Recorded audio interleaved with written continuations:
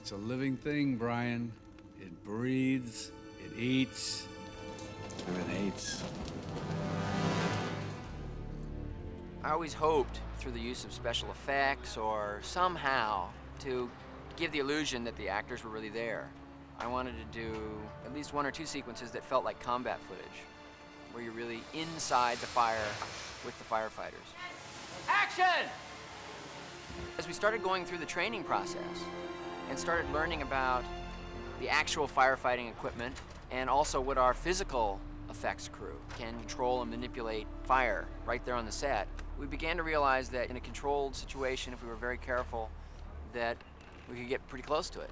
Okay, lighting up. Are you ready all right? Lighting up, yeah. Lighting up.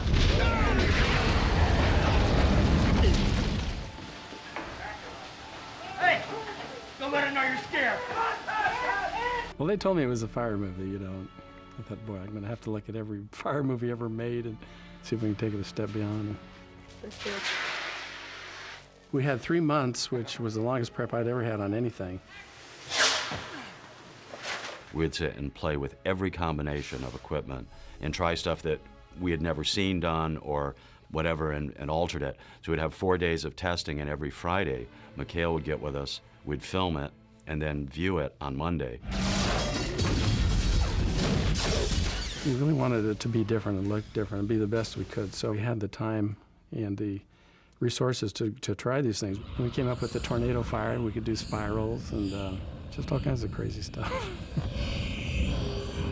Every time we would have a scene, I would do a little line drawing of the building, and then I would paint in where I thought the flames ought to be and how it should go, and then I'd go for Ron's approval, and he'd say, well, that's okay, but this part I want it a little bigger or a little less.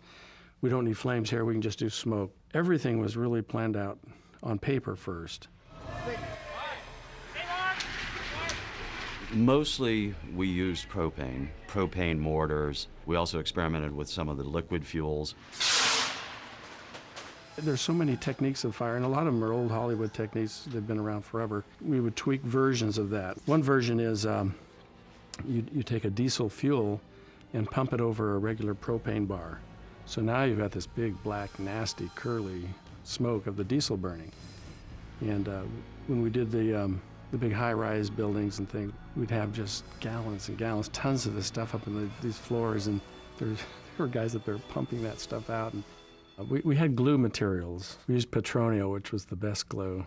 There's a distributor somewhere in Chicago at the time that thought that the shoe business was in really, really good shape because we were buying hundreds and hundreds of cases of shoe leather glue, and so literally pouring gallons of it on the set and igniting it.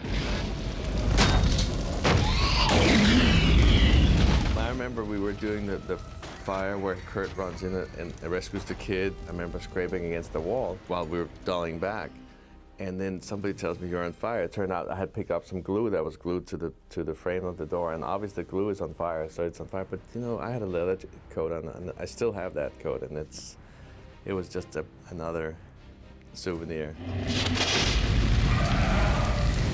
Mikhail did a lot of camera tests, like I say at the beginning, and realized he needed a lot more front light on the flames so they wouldn't flare out. The main concern as a cameraman was that up to that point, most fires, when you shoot them, okay, you take your meter out, you light a flame bar to create some fire effect, and you look at your meter and say, oh, there's plenty of light. We can shoot without much light, but I wanted to go the opposite way because shooting fire without additional lighting will just make the fire blow out, become white. More light! Ron wanted the fire to be rich, warm. So what I did was I shot the whole movie with daylight balance films that's more sensitive to red, I guess. And then that way the fire itself would be a lot warmer. I think the big turning point for realism in the movie was really because I had to run through fire myself. Mikhail would just dive in there. He was just the best guy. I mean, it was incredible. And hence he was included in our nomination. I think we only burnt the hair off his arm once. We had what we call the backdraft haircut. Everybody get a little short here in front.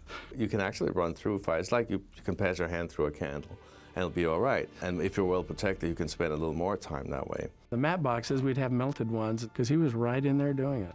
It was just incredible.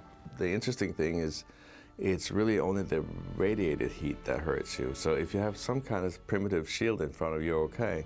But it's the prolonged exposure, of course, then it gets really hot. People don't realize the radiant heat. There's so much infrared coming off of that, especially the diesel over propane fires. You couldn't get within 30 feet of it. It would just start to burn you. It's just incredibly, incredibly strong. I had Claremont Camera, who was the camera rental house. They actually constructed to my specifications 2 fireproof boxes, one that was water-cooled and one that just had ceramic tiles, sort of what the space shuttle had on the inside. So what happened, if we needed another camera, we could actually put it right into the scene. We would glue it up, put glue on it, and set it on fire, and then the other cameras couldn't see it because it was on fire, and the camera was actually shooting. Take it off, turn it off.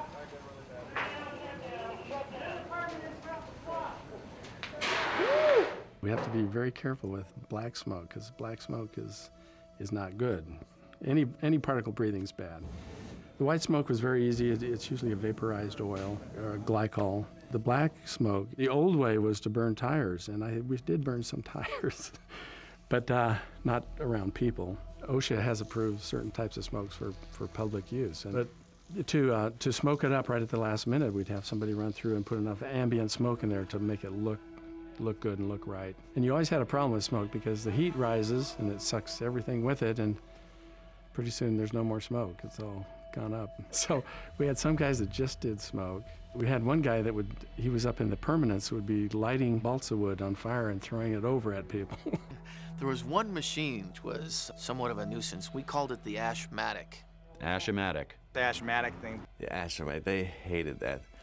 We really wanted something flying in the air so it doesn't look too clean all the time. And since we couldn't use too much smoke because of visibility, we came up with this thing, which was a cardboard thing. Which is sort of like a big shredder that shreds cardboard boxes, sets it on fire, and then blows it out of tube. When you see the film, pieces of burning stuff floating through which makes the shots really real, but you know, when it lands on you, it burns you. When it land on your skin, it would really hurt because they're burning.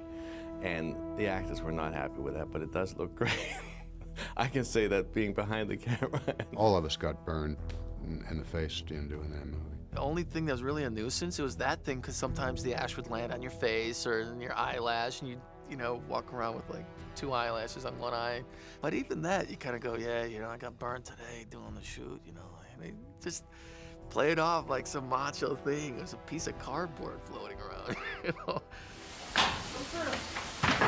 Everybody hated the Ashmatic, and I'm sorry I couldn't bring it because we blew it up the last day.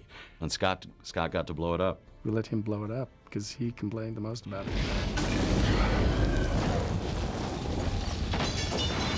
We did our first fire, and we noticed it on the ceiling. The fire was creeping along, and it's hot, so it's staying high, but it's oxygen starved. So it's only burning on the bottom belly of the thing, and that became the brain fire. I think Ron says, hey, I like that, you know? So that became the personality of the brain fire. It created that effect of the rolling fire. It's almost a blanket of fire, but you can only have it when you're looking up. When it's up against the ceiling, you can't do it on the floor because then it has plenty of fire. So what we did was we actually constructed some sets that were upside down to get the look of it as if it was on the floor, to create that sense that it was like a liquid fire almost.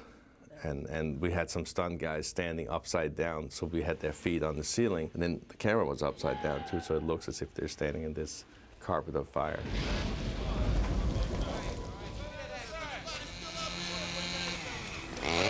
We built that set on the top floor of a parking structure. The art department designed the effects. The effects department made them happen. The floor is supposed to split open, and as the guy is running, it's right behind him. And I thought there has to be a way to do this that is fail-safe, that it has to work 100% of the time. Alan was out driving around one day and came back and goes, I've got the solution. What?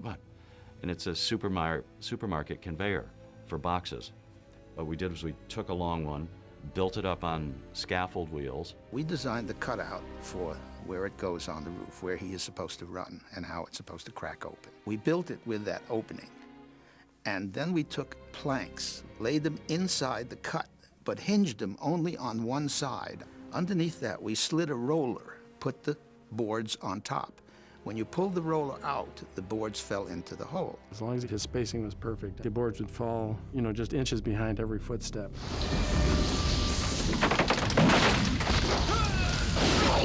It's one of those instances where set design and stunts and visual effects and special effects all comes together. When he goes over the parapet and goes through the window and falls into the elevator shaft, what we did there was we built 3 walls of the elevator shaft and lowered it into a swimming pool so that on camera you saw the water rising, but it wasn't. The wall behind it was going down. The actor was standing on a platform chest high. I think with what happened with the fire is we became used to it, we became better at it, and we became not afraid anymore. The first few scenes were terrifying for everybody.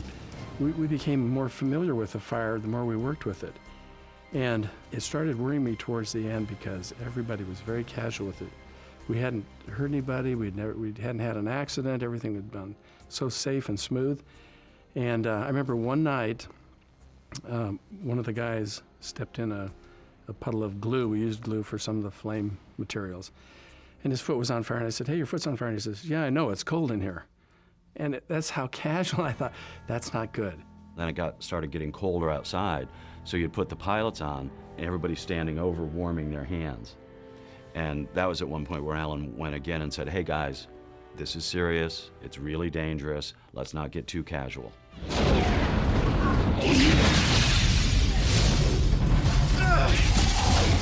I think we did one of the better fire movies ever made, and I don't think it'll ever be the same because the digital has gotten so good. We just wouldn't put stuntmen in fires like that nowadays because you don't have to.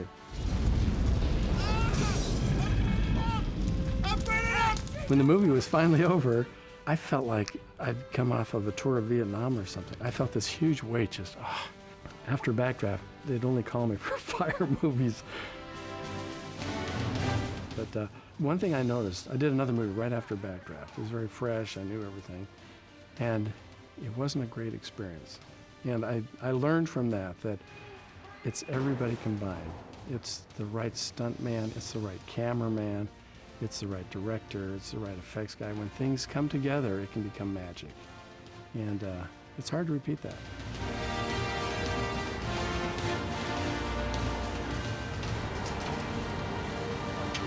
That is a cut.